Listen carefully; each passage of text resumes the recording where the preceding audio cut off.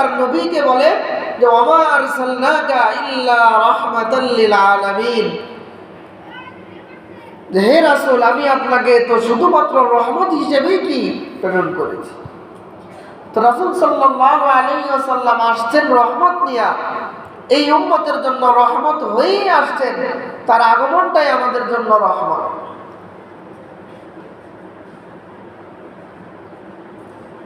আমরা দিন পাইছি, এটা কোন রহমতে? মুহাম্মদুর রাসূলুল্লাহ সাল্লাল্লাহু আলাইহি ওয়াসাল্লাম রহমত, সেই বরকত। তো যত নিয়ামত ভোগ করতেছি সব কিছু, নিরাপত্তা সব কিছু, তার মূলে রাসূল সাল্লাল্লাহু আলাইহি ওয়াসাল্লামের রহমত। এই জন্য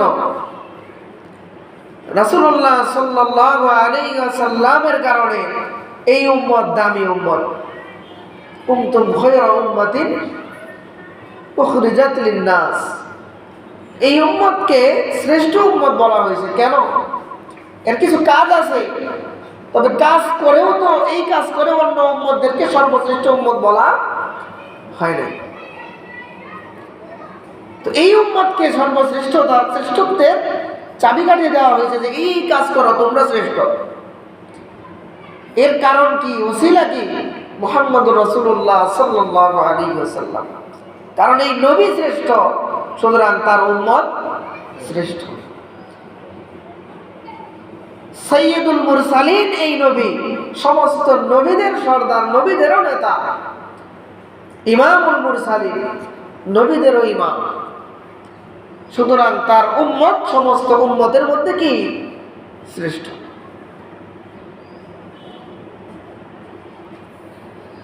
তো আমাদের এই শ্রেষ্ঠত্বের মূল কারণ আমাদের ব্যক্তিগত কোনো আমল না, বরং আমাদের শ্রেষ্ঠত্বের মূল কারণ রাসূলুল্লাহ সাল্লাল্লাহু আলাইহি ওয়াসাল্লামের নবুয়ত।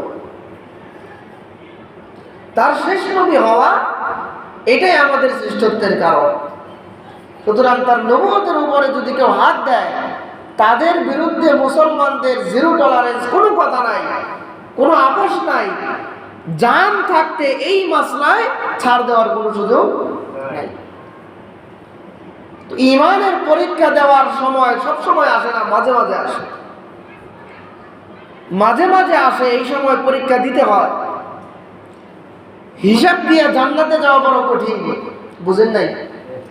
আপনি আপনার সমস্ত আমল যদি ঠিক থাকে, এরপরেও যদি আল্লাহ হিসাব নেয়, তো ওই আমলের মধ্যে হাজারো শত কোটি ত্রুটি বের হবে।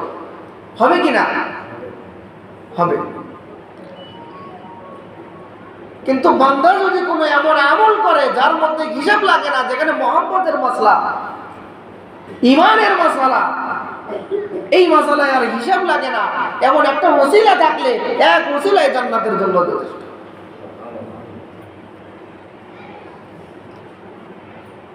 হযরত আবু বকর সিদ্দিক রাদিয়াল্লাহু তাআলা আনহুর পিতা কুহাফা এখনো মুসলমান হয় নাই। রাসূল সাল্লাল্লাহু আলাইহি ওয়াসাল্লাম সম্পর্কে কিছু কি করেছে? অনুপযুক্ত শব্দ ব্যবহার করেছে তার সামনে। উনি প্রচন্ড জোরে তাকে আঘাত করেছে, থাপ্পড় মারছে। রাসূল সাল্লাল্লাহু আলাইহি ওয়াসাল্লামের কাছে খবর আসলে জিজ্ঞাসা করছেন যে কি ব্যাপার, তুমি তোমার বাবাকে কেন মারছো? তিনি বলছেন আমার হাতে তরবারি ছিল না, যদি তরবারি থাকতো তার কল্লা আমি ওখানেই ফেলাই দিতাম। এটা কার কথা? হযরত আবু বকর, সবচেয়ে নরম। আর হামু উম্মতি বি উম্মতি আবু বকর, সবচেয়ে উম্মতের মধ্যে নরম দিন বলছেন আল্লাহর রাসূল আবু বকরকে। রাসূলুল্লাহর ইজ্জত এবং সম্মানের মাসলায় সবচেয়ে কঠোর যে কথা বলেন। তো ওনার পিতা পরবর্তীতে ইসলাম গ্রহণ করেছে, মাও ইসলাম গ্রহণ করেছে, সেটা ভিন্ন কথা। তো ওনার এই আমলে আল্লাহ তাআলা এত খুশি হয়েছেন, আল্লাহ তাআলা কোরআনের মধ্যে আয়াত নাযিল করেছেন এই প্রসঙ্গে যে লা তাজিদু কওমান ইউমিনুনা বিল্লাহ ওয়াল ইয়াউমিল আখির, যে এমন সম্প্রদায় আপনি পাবেন না, মানে সাহাবীদের মধ্যে এমন কাউকে পাবেন না যারা কি করেছে? সাহাবিয়ত গ্রহণ করেছে, ঈমান এনেছে, কিয়ামতের উপরে, পরকালের উপরে ঈমান রেখেছে। ইওয়াদুনা মান হাদাল্লাহ ওয়া রাসূলাহু, যে সে এমন ব্যক্তিকে আপন বানায় নেয়, অন্তরঙ্গ বানায় নেয়, যে আল্লাহ এবং আল্লাহর রাসূলের বিরুদ্ধাচরণ করে, ওয়ালাউ কানু আবাআহুম, সে ব্যক্তি যদি তাদের বাপ মাও হয় তাও না, আও আবনাআহুম, সন্তানও যদি হয় তাও না, আও ইখওয়ানাহুম, ভাইও যদি হয় তাও না, আও আশিরাতাহুম, পরিবারের কেউ, স্ত্রী হোক বা কাছের যে কেউ হোক তাও না, যেই হোক কারোর সাথে কোনো সম্পর্ক নাই, আল্লাহ এবং আল্লাহর রাসূলের বিরুদ্ধাচরণ করে। এই আবু বকরের ঘটনা, তার ছেলে ইকরামা তিনিও মুসলমান হয়েছেন বদরের পরে, কিন্তু বদরের যুদ্ধে তিনি মুশরিকদের পক্ষে লড়াই করেছেন। তো তিনি বলেন তার পিতাকে যে বাবা, আমি বদরের দিন তোমাকে দেখছিলাম, ইচ্ছা করলে তোমাকে মেরে ফেলতে পারতাম, কিন্তু আমি মহব্বতে মারি নাই। ছেলে বলতে, ছেলে মুশরিক তখন। হযরত আবু বকর বলেন যে তোমার কপাল ভালো, তো তুমি সেদিন আমার সামনে পড়ো নাই, তুমি আমার ছেলে তো কি হয়েছে যে আমার সামনে পড়তা, তা আমি তোমার কল্লা দ্বিখণ্ডিত করে দিতাম। কথা বুঝেন নাই? তো রাসূলুল্লাহর ইশক এবং মহব্বত, ভালোবাসার মাসালা গোটা দুনিয়া একদিকে, আল্লাহর রাসূলের মহব্বত এবং ভালোবাসা আরেক দিকে থাকতে হবে, তাইলে ঈমানদার। আমার ব্যবসা বাণিজ্য চাকরি খাওয়া দাওয়া সব একদিকে, রাসূলুল্লাহর ইজ্জতের হেফাজত আরেক দিকে রাখতে হবে। কথা বুঝেন? আমার পুরো জিন্দেগি একদিকে, রাসূলুল্লাহর মান সম্মান, তার রিসালাতের সংরক্ষণ, এইটার মাসলাকে রাখতে হবে আরেক দিকে, তাইলে আমি ঈমানদার। সাহাবায়ে কেরাম এমনই করছে, তো আল্লাহ তাআলা এতই খুশি হয়েছেন তাদের প্রতি, আল্লাহ তাআলা বলেন উলাইকা কাতাবা ফি কুলুবিহিমুল ঈমান, যে এরা তো এমন ব্যক্তি যে এদের এই আমলের কারণে আল্লাহ এত খুশি হয়েছে। কাতাবা ফি কুলুবিহিমুল ঈমান, আল্লাহ তাআলা তাদের হৃদয়ের মধ্যে ঈমানকে লিখে দিয়েছেন, মানে ঈমানের সিল মেরে দিয়েছেন যে এই হৃদয় ঈমানহীন হবে না, গ্যারান্টি আল্লাহ দিয়ে দিয়েছেন কোরআন। কথা বুঝেন নাই? তো এগুলো কেন পাইছেন? রাসূলুল্লাহর মহব্বতে। তো ভালোবাসার কোনো কি হয় না, আর মাত্রা লাগে না, এটার কোনো কি লাগে না, দলিল লাগে না।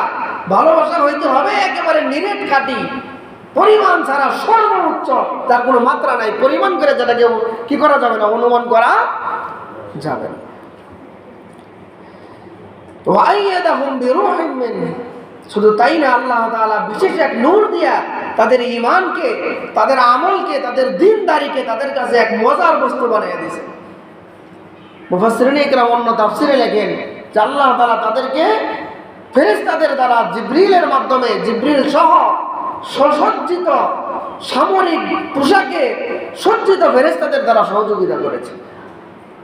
এবং এটাই বাস্তব, বদরে আল্লাহ করেছেন, উহুদে সহযোগিতা করেছেন, খন্দক সহ বিভিন্ন যুদ্ধে আল্লাহ তাআলা সহযোগিতা করেছেন, যে আলোচনাগুলো আল্লাহ কোরআনে, সরাসরি কোরআনে আলোচনায় আছে।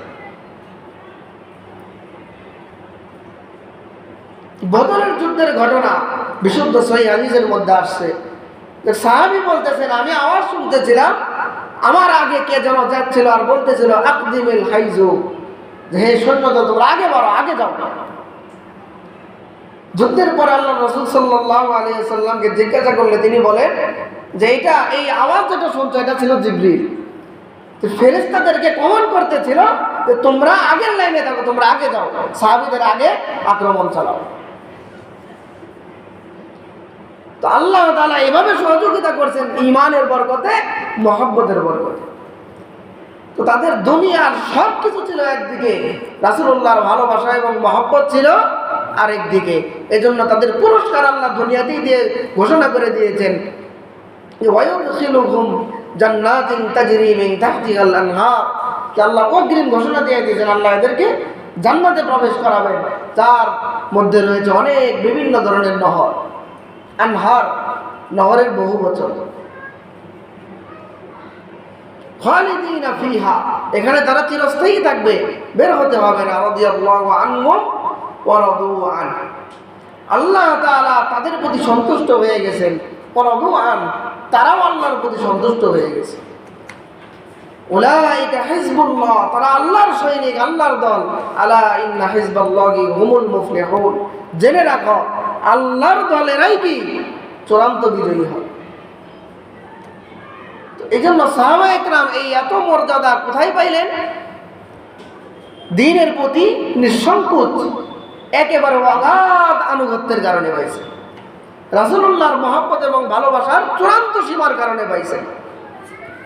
এই জন্য আমরাও যদি পুরস্কার বড় চাই, পরীক্ষা বড় দিতে হবে। কোনো অজুহাত নাই, বিনা অজুহাতে রাসূলুল্লাহর রিসালাতের সংরক্ষণের এই মাসালায় বিনা অজুহাতে শরীক থাকতে হবে। এটা শুধুমাত্র মোল্লাদের কাজ না, মসজিদের ইমাম, মাদ্রাসার ছাত্র আর হুজুরদের কাজ নয়।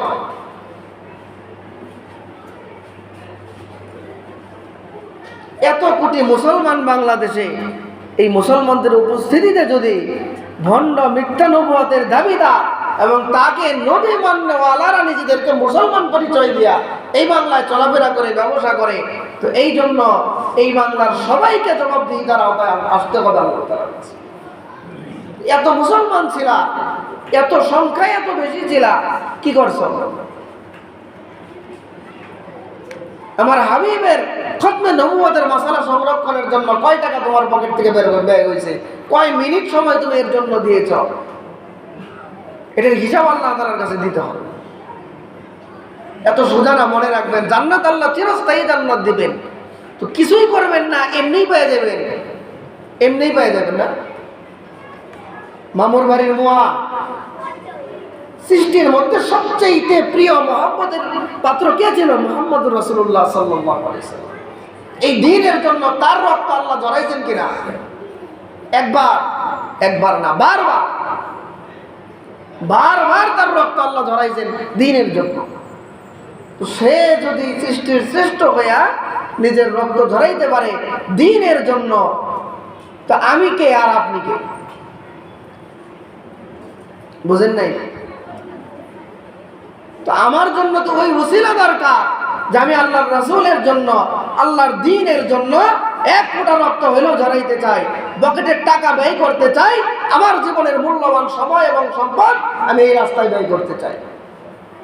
এটা ঈমানের অংশ। এখানে যদি কার্পণ্যতা থাকে, ওয়াল্লাহি এই কৃপণতা আপনাকে জাহান্নাম পর্যন্ত নিয়ে যাবে।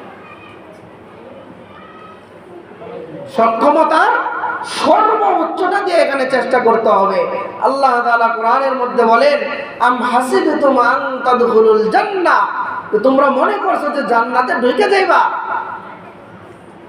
ওয়ালাম্মা ইয়ালামিল্লাহুল্লাযীনা জাহাদু মিনকুম ওয়া ইয়ালামাস সাবিরিন, অথচ আল্লাহ তাআলা এখনো পরীক্ষিত কইরা নেন নাই যে তোমাদের মধ্যে কারা কারা দ্বীনের জন্য জিহাদ করো, মুজাহাদা করো, শ্রম দাও, দ্বীনের জন্য নিজের জান, মাল, সময় আল্লাহর জন্য কুরবানি করো, ব্যয় করো, আল্লাহর রাসূলের মহব্বতে ব্যয় করো। এটা এখনো পরীক্ষা করে নেন নাই কারা কারা এই রাস্তায় ধৈর্য, মুসিবত আসলে ধৈর্যের সাথে অটল থাকবা, এই পরীক্ষা এখনো নেই নাই। আর তুমি মনে করতেছো জান্নাতে চলে যাবা। এটা আমার কথা না, আল্লাহ তাআলার কথা। এত সোজা না, এই পরীক্ষা দাও তারপরে জান্নাতে যাও। আল্লাহ তাআলা বলেন, ইনফিরু খিফাফান ওয়া থিকালা, যে তোমরা ভারী হও আর হালকা হও, মানে তোমার অবস্থা যাই থাক, যে অবস্থায় থাকো, তুমি কি করো? আল্লাহর দ্বীনের জন্য ময়দানে যাওয়া দরকার হইলে ময়দানে উপস্থিত হয়ে যাও। ওয়াজাহিদু বিআমওয়ালিকুম ওয়া আনফুসিকুম ফি সাবিলিল্লাহ, আল্লাহর রাস্তায় নিজের জান এবং মাল দিয়ে জিহাদ করো। টাকা লাগলে টাকা দাও, সময় লাগলে সময় দাও, জীবন দেওয়া লাগলে জীবন দাও। এটা আমার কথা না, আল্লাহ তাআলার কথা। যালিকুম খায়রুল লাকুম ইন কুনতুম তা'লামুন, যদি তোমরা বুঝো তো যাই না থাকো যে এটাই তোমার জন্য, তোমাদের জন্য উত্তম, এটাই কি তোমাদের জন্য উত্তম। এই জন্য লম্বা চড়া আলোচনা করার সুযোগ নাই। সার সংক্ষেপ শেষ কথা, আমি আপনি মুসলমান, আমি আপনি ইমানদার এই জন্য যে আমাদের সর্বশেষ নবী মুহাম্মদুর রাসূলুল্লাহ সাল্লাল্লাহু আলাইহি ওয়াসাল্লাম। কথা বুঝেন না? এখন এরপরেও যারা অন্য কাউকে নবী মনে করে বা নবী মানে, তারা বেঈমান এবং মুরতাদ, ধোঁকাবাজ। শরীয়তের পরিভাষা যাদেরকে বলে মুলহিদ। আল্লামা আনোয়ার শাহ কাশ্মীরি রাহিমাহুল্লাহ একটা কিতাব লিখছেন, ইকফারুল মুলহিদিন, মানে যারা ডাইরেক্ট কাফের না, বরং নিজেদেরকে কোরআনও মানে, আবার বুখারীও মানে, সবই মানে, আবার কোরআন এবং হাদিসের এমন ব্যাখ্যা করে যেটা কোরআন সুন্নাহর সাথে মানানসই না, এমন ব্যাখ্যা করে যার দ্বারা কাফের হয়ে যায়। কিন্তু দাবি করে মুসলমান। এদেরকে বলে মুলহিদ। এদেরকে কি বলে? মুলহিদ। কাদিয়ানীরা জিন্দিক এবং মুলহিদ, জঘন্য লেভেলের কাফের। এদের ব্যাপারে মুসলমান জানেই না, বুঝেই না। মুসলমানদের ইমানই দায়িত্ব এটাকে বোঝায়। 1 নাম্বার, এদের সম্পর্কে সচেতন থাকা। ঘরে ঘরে, বাজারে বাজারে, গলিতে গলিতে, সব জায়গায় আলোচনায়, ফেসবুকে, মেসেঞ্জারে, সব জায়গায় কথায় কথায় এই জিনিস প্রচার করে দেওয়া কাদিয়ানীরা কাফের। বুঝেন নাই? যার সাথে কথা হবে, এক জায়গায় গল্প করতেছি, মাঝখানে এই প্রসঙ্গ আনা যে মুসলিম পরিচয় ধারণকারী এক সম্প্রদায় আছে কাদিয়ানী, ওরা কিন্তু কাফের। এটা ইমানি দায়িত্ব। এটা কি? ইমানি দায়িত্ব। এবং এই কাফের সম্প্রদায়কে তারা মুসলমানের পরিচয়, মুসলমানের এই ধর্ম পরিচয় ইসলাম ব্যবহার করে মুসলমানদেরকে ধোঁকা দেয়। তো এটা যাতে না করতে পারে রাষ্ট্রীয়ভাবে এটার জন্য সিদ্ধান্ত দরকার। এই জন্য রাষ্ট্র চেনে কি? আমি কইলে তো আর চিনবে না। তো রাষ্ট্র চেনে, তো জনগণ যদি বড় সড়ো কোনো প্রতিবাদ জানায়, বড় কোনো সম্মেলন করে, যেটা রাষ্ট্র সেটাকে বিবেচনা করবে, দেখবে যে কি বিষয়, এই বিষয়। ওইটার জন্য একটা কি হবে, বিশেষ তদন্ত কমিটি গঠন হবে, সেই হবে। পরবর্তীতে পর্যায়ক্রমে ধাপে ধাপে কাজ সামনে আগাবে। প্রাথমিক কাজ হলো কি করা? রাষ্ট্রকে এই জিনিস বোঝানো যে আমরা দেশের জনগণ মুসলমান, কাদিয়ানীরা আছে থাকুক, কিন্তু মুসলমান পরিচয়ে থাকতে পারবে না, এটা আমরা চাই না। এই জিনিস বোঝানোর জন্য এখানে মসজিদে ফ্যানের নিচে বৈশা বৈশা শুধু হা হা করলে হবে না, যাইতে হবে। বুঝেন নাই আমার কথা? ইমানের পরীক্ষা দিতে হবে। এই মাসলায় বলছে, এই মাসলায় কোনো ছাড় নাই, কোনো ছাড় নাই। আপনার ব্যবসা একদিন বাদ দেন, দোকান একদিন কম করেন। যেখানে গ্যাপ দেওয়ার সুযোগ আছে, গ্যাপ দেওয়া জরুরি, ফরজ, একেবারে ইমানের মাসলা হইতে পারে। এই একটা দিন আপনার নাজাতের জন্য ওসিলা হয়ে যাবে। বুঝেননি? এই একদিন আপনার নাজাতের জন্য ওসিলা হয়ে যাবে ইনশাল্লাহ। কারণ এটা এমন মাসলা, এই খাতে 1 মিনিট সময় ব্যয় করা, এই বিষয়ে 1 মিনিট চেষ্টা প্রচেষ্টা করা, মুজাহাদা করা, সংগ্রাম করা অন্য যে কোনো বিষয়ের চাইতে শ্রেষ্ঠ। কারণ তার রাসূল শ্রেষ্ঠ, তার নবুয়ত শ্রেষ্ঠ। এটা সংরক্ষণের সংগ্রাম, আন্দোলন, সময়, এটাও সর্বশ্রেষ্ঠ।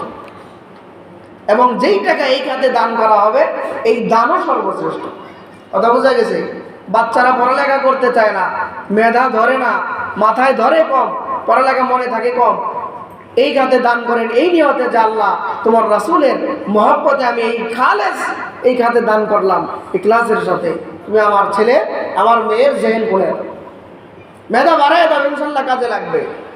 বুঝেন নাই? এই খাতে দান করে এটার ওসিলা দিয়ে আল্লাহ তাআলার কাছে দোয়া করেন, 100% গ্যারান্টি সহকারে বললাম কাজে লাগবে। বুঝেন? এটা এমন ওসিলা, এই ওসিলার কোনো কি নাই, মিস নাই, মিস হবে না ইনশাল্লাহ। সন্তান বড় আলেম বানাইতে চান, হাফেজ বানাইতে চান, তো এখানে এই খাতে আল্লাহর রাসূলের নবুয়ত সংরক্ষণের এই খাতে দান করে এইটার ওসিলা দিয়ে আল্লাহ তাআলার কাছে দোয়া করেন, ইনশাআল্লাহ অবশ্যই কবুল হবে। এই জন্য 2টা তাকাজা। 1 নাম্বার, এখানে ফ্যানের নিচে বসে বসে বললে, কিয়ামত পর্যন্ত বললে কাজ হবে না, এটা আমরা সবাই বুঝি। এই জন্য 2টা জিনিস। এক হইল কি, জাতীয় পর্যায়ে আন্তর্জাতিকভাবে যে সম্মেলন ডাক দেওয়া হয়েছে আগামীকাল শনিবার 15 নভেম্বর সরোয়ার্দী উদ্যানে, সেখানে পুরা দুনিয়ার কাবার ইমাম থেকে শুরু করে ভারত, বাংলাদেশ, পাকিস্তান, মালয়েশিয়া, পুরা পৃথিবীর বিশ্ববিখ্যাত স্কলাররা সবাই সেখানে উপস্থিত হবে। এবং এরকম কোনো মজমা বাংলার ইতিহাসে আর হয় নাই যে পুরা দুনিয়ার এরকম ইসলামিক স্কলাররা একত্র হয়ে গেছে, এরকম হয় না। তো এটা বরকতেরও কারণ, আবার এটা সবচেয়ে বরকতময় আন্দোলন, রাসূল সাল্লাল্লাহু আলাইহি ওয়াসাল্লামের খতমে নবুয়ত সংরক্ষণ আন্দোলন। এই জন্য এখানে উপস্থিতি যাদের সুযোগ আছে, সুযোগ বলতে ব্যবসা প্রতিষ্ঠান যাদের আছে, ব্যবসা একদিন বাদ দেয় রেখে, দোকান বন্ধ রেখে যাওয়া কঠিন কিছু না। আর স্কুল শনিবার তো বন্ধই থাকে, যারা স্কুলে চাকরি করে, যারা ছাত্র, সবার যাওয়ার সুযোগ আছে। উপস্থিতি নিশ্চিত করা ইমানের তাগিদে, ইমানে জোর যারা আছে সে অবশ্যই যাবে। এবং এখন থেকে বিক্রি করে, এবং কালকে এখান থেকে বাস যাবে কালামপুর, গোয়ালদি, সারা বাংলাদেশ থেকে বাস যাবে ইনশাআল্লাহ। তো যারা যাবেন আগে আগে জানাবেন এবং আমার সাথে যোগাযোগ করবেন। এবং এলাকায় যারা আছে প্রত্যেকে একজন আরেকজনকে এই দাওয়াত পৌঁছে দেওয়া যে কালকে আমরা ঢাকায় যাব। কারা কারা যাবে আরেকজনকে উদ্বুদ্ধ করা, এটা হলো 1 নম্বর কাজ। 2 নম্বর কাজ, এখানে অনেক ব্যয়বহুল, শত শত কোটি টাকা ব্যয় হবে। এত টাকা তো আর একজনের দেওয়া সম্ভব না। সবাই মিলে, এত শত ইমানদার, কোটি কোটি ইমানদার, সবাই মিলে প্রচেষ্টা করলে সহজ হয়ে যাবে, তাই না? এই জন্য আমি গত জমায় বলছিলাম, যারা কামাই করি, যারা টাকা কামাই করি, প্রত্যেকেই সর্বনিম্ন কমপক্ষে 100 টাকা করে এই জন্য দিয়ে দিব, বেশি না। কারণ আমাদের নিজেদেরও অনেক দানের খাত থাকে, ঠিক আছে? সব কিছু বিবেচনায় একেবারে সর্বনিম্ন যারা কামাই করি, যার ইনকাম আছে, এমন প্রত্যেকে কম করে হলেও 100 টাকা এই খাতে দিয়ে দিব। আমরা গত জমায় বলছিলাম। তো এই জমায় এখনই ইনশাল্লাহ 2 মিনিটের মধ্যে যারা যারা দিবেন এখনই দিয়ে দেন। জি, সময় নেই, একদম সময় নেই, সময় কম। 200 বলতে যে 200 দিতে হবে, 100 দিতে হবে তা না। আমাদের কেশিয়ার সাহেব 500 টাকা দান করবেন, 500, আরেকজন 100, একজন একটু উঠান যে তাড়াতাড়ি পকেটে হাত দেয়। সবাই খালি পকেটে মসজিদে আসবেন এরকম মুসলমানের উচিত না। মসজিদ তো একটা জুমার দিন, চিন্তা করবো কমপক্ষে 10-20 টাকা সাথে রাখা। বাচ্চা যাদের আছে তাদের জন্য 10 টাকা আলাদা করে রাখা, যে বাচ্চার হাতে দিয়ে দান করাবো। কথা বোঝেন নাই? ছোটরা থাকলে তাদের হাতে 10 টাকা 20 টাকা তাদের হাতে দেওয়া, তাদেরকে দিয়ে দান করানো, তাদের অভ্যাস হবে। একদম খালি পকেটে কোথাও বের না হওয়া। রাস্তায় বের হয়েছেন, একজন অসহায় তো হাত পাততে পারে, এই জন্য কিছু নিয়ে বের হওয়া, এই উদ্দেশ্যে যে দান করার কোনো সুযোগ থাকলে আমি দিয়ে দিই। আল্লাহ তাআলা কামায় বরকত দান করবেন, জিন্দেগির মধ্যে বরকত হবে ইনশাআল্লাহ। তাড়াতাড়ি দিয়ে দিন। জি অবশ্যই ইনশাআল্লাহ। আল্লাহ তাআলা হাফেজ আলেম হিসেবে ইনশাআল্লাহ। এটা এমন কাজ বলছে, এখানে মিস নাই, ভাইয়ের মিস হবে না ইনশাআল্লাহ। এটার ওসিলা দিয়ে দোয়া যা করবেন যদি হালাল হয় তো আল্লাহ কবুল করবেন ইনশাআল্লাহ। দ্রুত দিয়ে দেন। বাইরে একজন ওঠাই।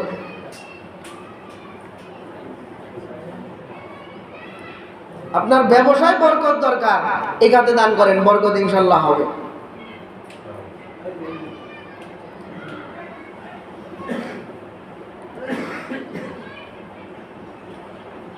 আমাদের টার্গেট আরো কম ছিল, মসজিদ থেকে 1000 হইলেই হইতো।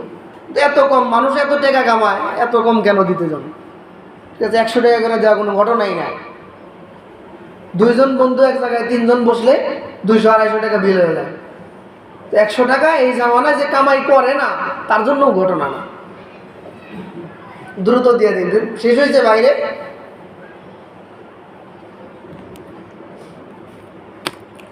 শুধু যারা দিছি ওইটা মনে না করি, এবং যারা অনেকে আছে হয়তো টাকা আনিয়ে দিতে পারিনি, তারা আজকে দিয়ে দিব ইনশাল্লাহ, রাতের মধ্যে দিয়ে দিব। আমি তো থাকি এলাকায়, আমি আছি বা সোহেল আছে, সোহেলের কাছে দিলেও হবে, ঠিক আছে? তো আমরা ইনশাল্লাহ সবাই এই খাতে দান করবো, একজনের যাতে মিস না হয়। 10 টাকা হোক, 5 টাকা হোক, আর 20 টাকা হোক, যাই হোক শরীর থাকবই ইনশাল্লাহ। আল্লাহ তাআলা কবুল করেন। এমনকি এমন চেষ্টা করব বাচ্চাদেরকে দিয়া 10 টাকা 20 টাকা করে দেওয়া হবে, বাচ্চাদেরকে দ্বারা। আল্লাহ তাআলা কবুল করেন। যারা সুন্নত করি না, 4 রাকাত সুন্নত করি। এবং কালকে অবশ্যই পুরো এলাকাবাসীর কাছে আবদার থাকবে, অবশ্যই প্রত্যেকে যাওয়ার চেষ্টা করব। এবং যারা স্কুল পড়ে বন্ধ আছে, পুরা বন্ধু বান্ধব গ্যাং সহ যাবো ইনশাল্লাহ। বাস যাবে, বাসে যাওয়া হবে ইনশাল্লাহ।